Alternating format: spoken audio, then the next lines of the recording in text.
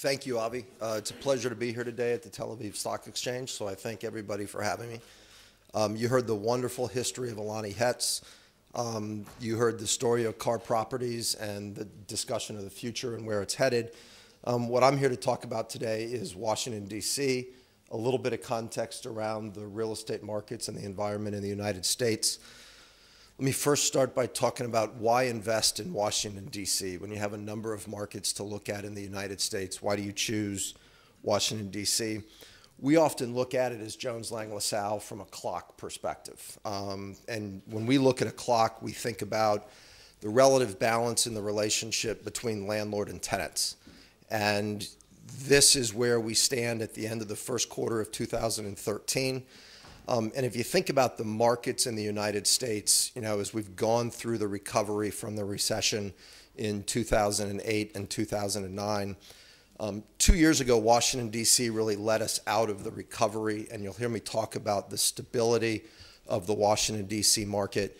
It led us out. It's got a very stable employment base, but over the last 12 months, 9 months, Washington, D.C. had a little bit of a pause as we went through our election, as we went through some of our challenges in governmental decision-making.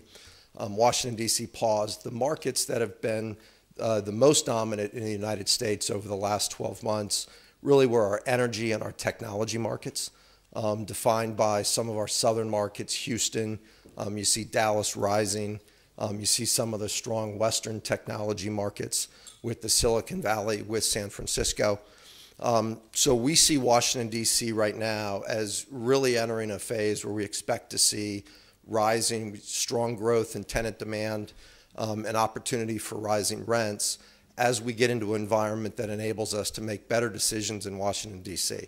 But a couple of the key themes you'll hear me talk about today around Washington is really stability and liquidity. Two of the keys that you've talked about in the history of Alony Hetz.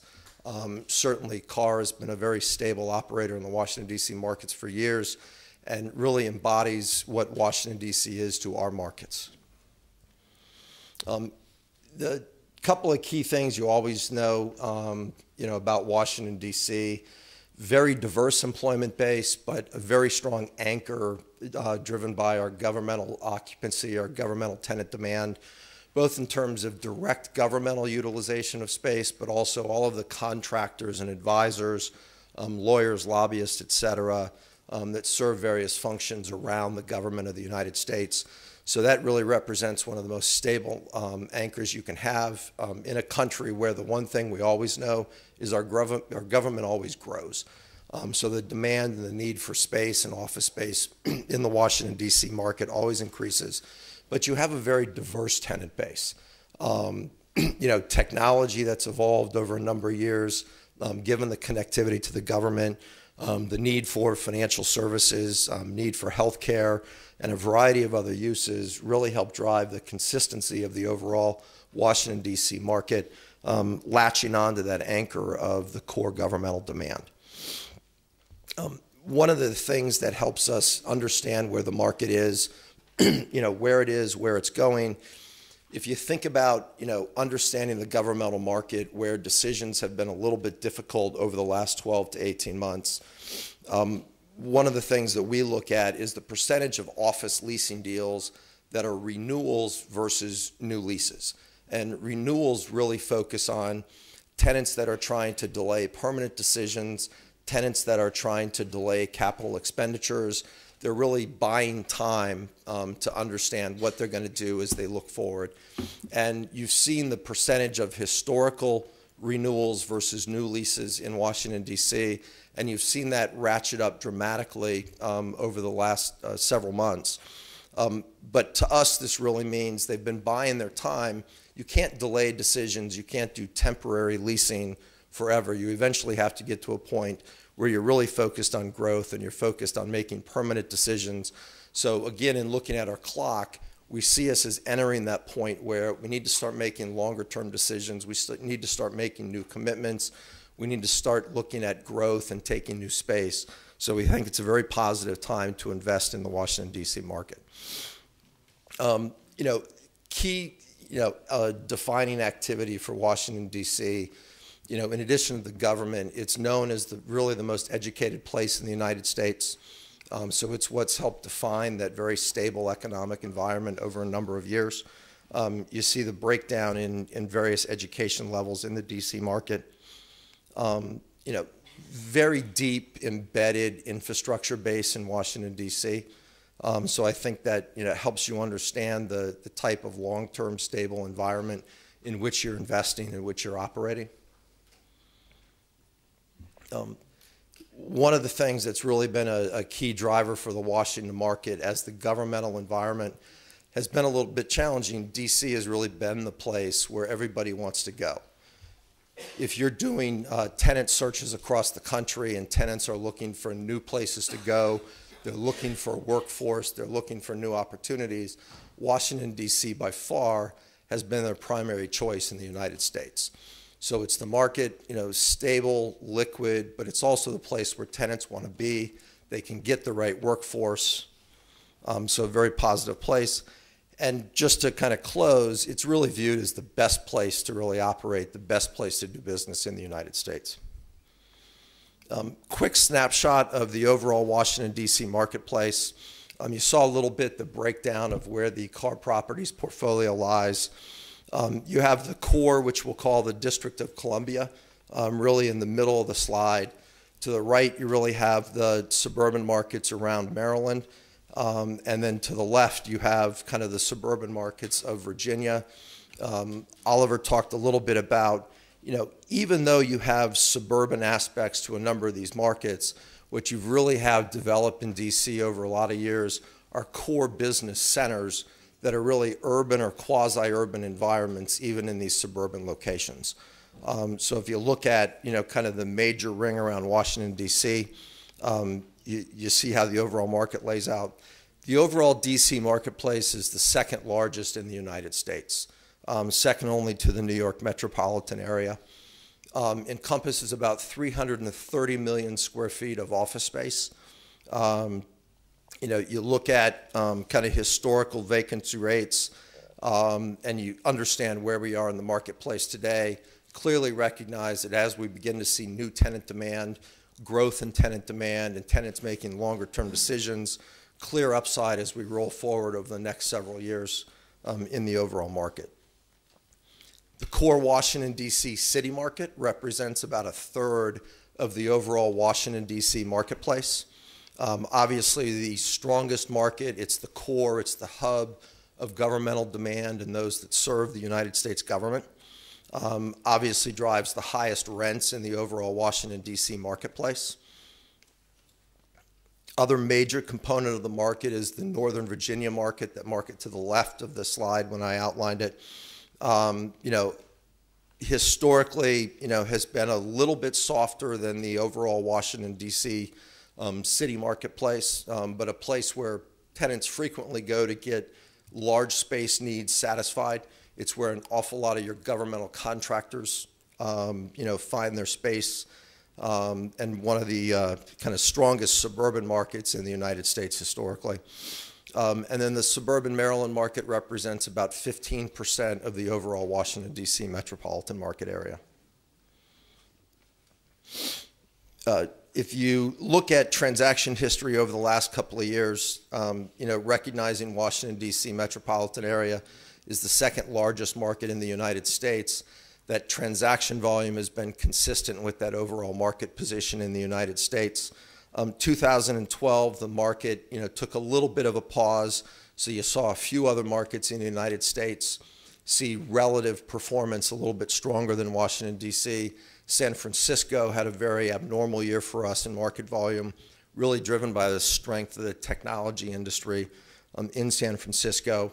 But you see the relative positioning of D.C. historically, remained very liquid throughout the downturn, and really emerging from the downturn was one of the most actively traded markets consistently.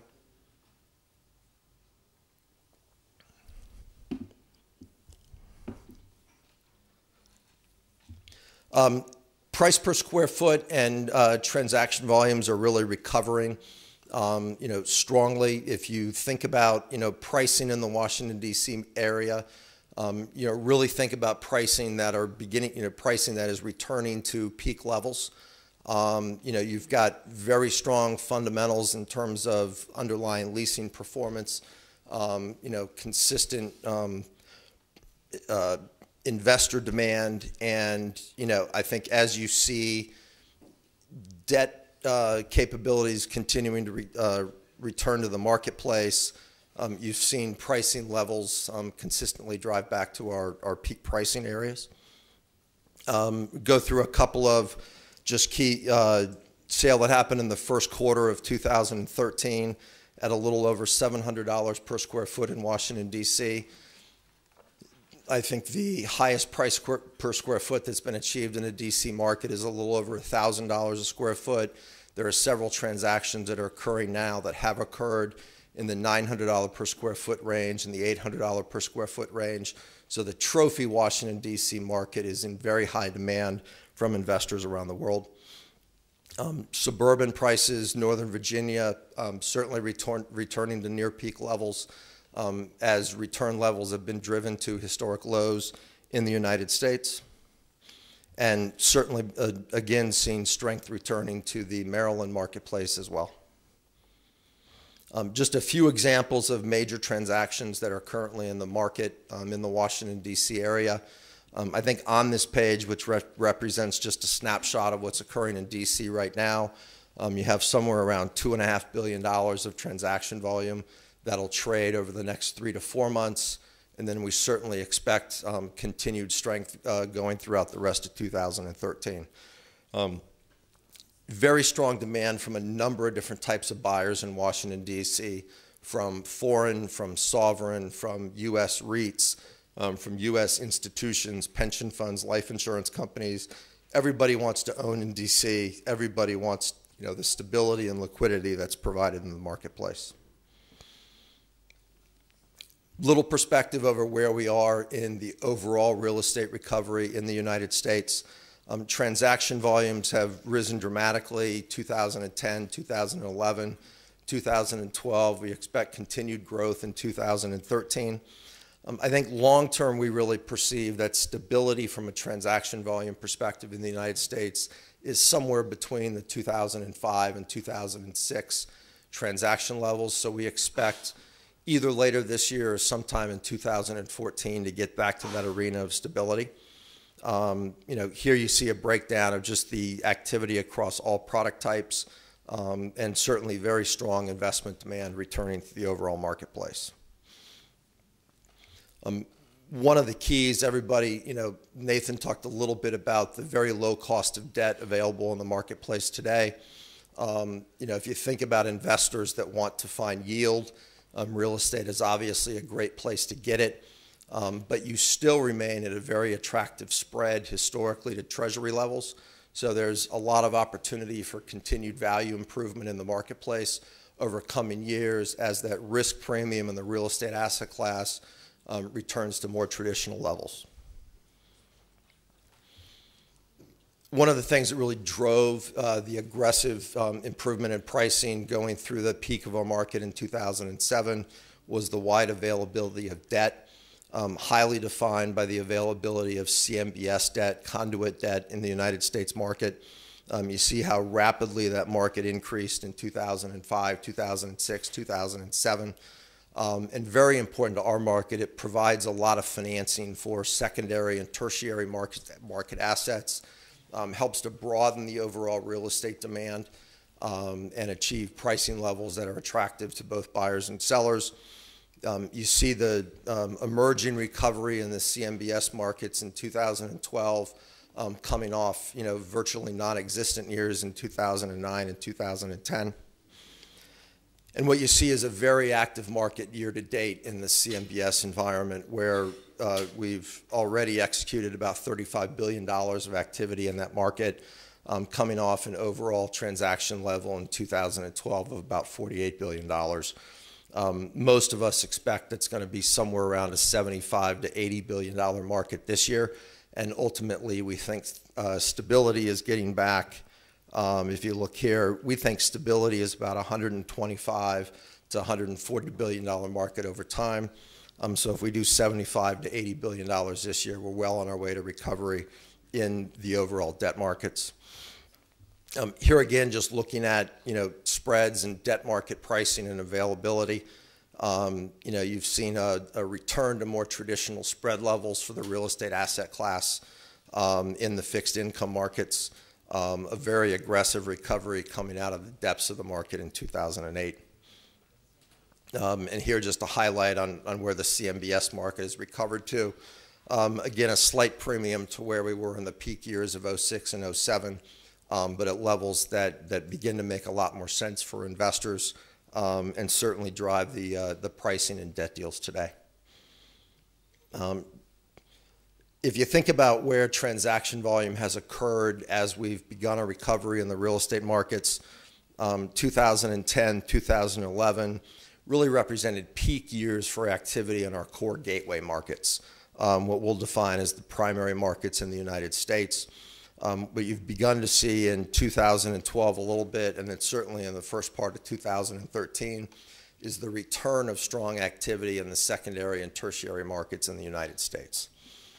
Really fueled by the availability of debt pricing in the CMBS markets, but also a sign of investors' appetite to begin to take a little bit more risk as you get into more secondary and tertiary markets. Just a couple of key thoughts on the overall lender market in the United States. We're back to a point where all of our lenders are really active in the real estate space, the banks, the life insurance companies, the conduits. So we've got good, deep debt availability in our marketplace, really for the last 6 to 9 months, which is, again, providing a lot more stability in the overall real estate investment market in the U.S. Kick through a couple of these. So a couple of key highlights about the overall Washington, D.C. market from an economic perspective. Here you have an outline of the duration of some of our past economic downturns. And one of the key themes you'll see in the Washington, D.C. market is a typical recovery that's far ahead of the United States during our economic cycles. You see here that Washington, D.C. recovered really faster than any other market, and certainly has recovered historically faster than any other downturn that we've had. Overall, we lost about 1.7 million jobs. And have now gained during the recovery about 2.1 million jobs. So while it's been fairly slow and modest growth over the past 5 years, from 2008 beyond, we are in a kind of consistent, sustained, albeit relatively modest recovery, but the momentum is positive and the movement is forward. We've seen the emergence or reemergence of a couple of key areas of industry in the United States. Primarily technology, energy, other areas, education, media, biotech, pharmaceutical. So some of our core historic industries where you see, finance, insurance, have been declined through the downturn. Continue to see some job losses in those areas. But certainly where we've recovered, it's been on the back of new and emerging industries, which we see as a positive. We're seeing new economic growth, new economic activity, and as we continue to see that growth, we expect further recovery in some of our core industries in the United States. As you think about the Washington, D.C. marketplace, if you've got a stable market, you've got stable governmental demand, expect to see continued growth in underlying tenant needs in the marketplace. One of the other keys is the limited amount of construction activity that's occurred over the last 5 years. If you look at historic construction delivery in the speculative arena in the office market, you see that on average the last 3 to 4 years have been very muted relative to history. We think this bodes well for rental increases and occupancy increases over the next coming years. And I think it's very hard to look out to 2016, 17, or 18 and see this picture changing dramatically. So as you continue to see positive economic growth, you're in an environment where you don't have new supply being aggressively added, and you're going to obviously see your occupancy and interest rate or rental rate increases. Here you see just the a decline in the amount of big blocks of space, certainly in the Class A arena, is pushing tenants into the Class B market. And as you see that, you're seeing stronger rental rate growth, stronger occupancy growth in the Class A market. It continues to then leak down into the Class B market, and eventually, as the Bs fill up, you have more pressure in the A space as you go forward. So with a large component of the car property portfolio being strong A assets, expect to see growth there as the amount of big block space continues to decline. Even though we've had a somewhat muted picture in Washington, D.C. over the last 12 plus months from a governmental decision-making process, you've still seen 9 straight quarters of rental rate growth in the marketplace. So while somewhat muted, you've seen positive growth, and that always bodes well for future activity. A couple of key predictions for the marketplace in 2013. We do expect to see some continued challenges coming out of the governmental market. Decision-making, we expect, will pick up around larger leasing decisions, around longer-term leasing decisions later in the year, but obviously balanced by some of the growth in the other economic sectors within the Washington, D.C. market. And really the key, I talked about some of the key transactions that are in the market this year. Washington, D.C. is expected to have a very positive transaction environment for this year with very significant investment demand overall. Thank you.